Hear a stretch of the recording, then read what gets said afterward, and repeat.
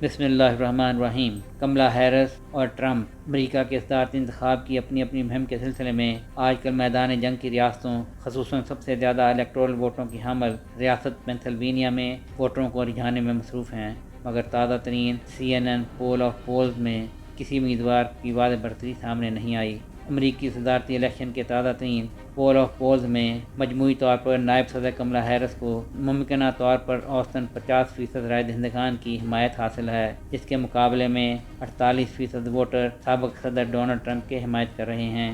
تازہ ترین اوسط میں ایک نئے ABC نیوز پول کو شامل کیا گیا ہے، جس میں ہیرس کو 50% اور ٹرمپ کو 48% ممکنہ ووٹروں کی پسندیدگی حاصل ہے۔ CBS نیوز کے آپ کی حکومت پول میں ہیرس کو ٹرمپ کے 48% کے مقابلے میں 51% ممکنہ رائے دہندگان کی حمایت حاصل ہے، جبکہ NBC نیوز کے ایک سروے میں رجسٹرڈ ووٹرز کے درمیان کثیر الطرفہ بیلٹ ٹیسٹ میں ٹرمپ نے 47% اور ہیرس کو 46% ووٹروں کی حمایت حاصل ہے۔ سازگار ریپبلکن یا ڈیموکریٹ ٹرن آؤٹ منظرنامے کے تحت ان پولز اور سروے سے ظاہر ہوتا ہے کہ ہیرس اور ٹرمپ کے درمیان مقابلہ قومی سطح پر 2 سے 3 پوائنٹ کے فرق کے اندر ہے۔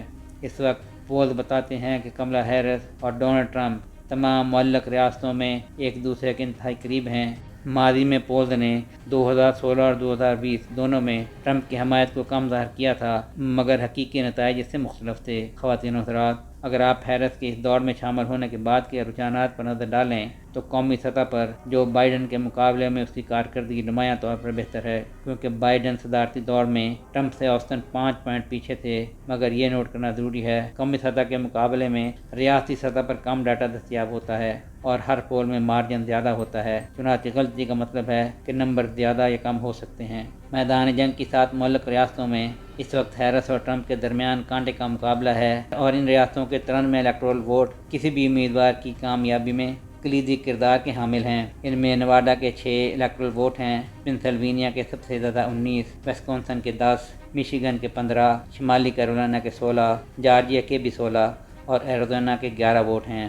ایریزونا، جارجیا اور شمالی کیرولینا میں اگست کے آغاز سے لے کر اب تک کئی بار بڑھتری بدلی ہے، لیکن ٹرمپ کو اب چند ہفتوں سے معمولی بڑھتری حاصل ہے۔ نیواڈا میں بھی ایسی کہانی ہے، لیکن اس وقت ہیرس قدرے آگے ہیں۔ میدان جنگ کی 3 دیگر ریاستوں میشیگن، پنسلوینیا اور وسکونسن میں ہیرس اگست کے آغاز سے ہی آگے چل رہی ہیں، مگر یہ بڑھتری کبھی بھی 3 پوائنٹ سے زیادہ نہیں رہی اور حالیہ دنوں میں تو یہ بڑھتری آدھے پوائنٹ تک بھی کم ہوئی ہے۔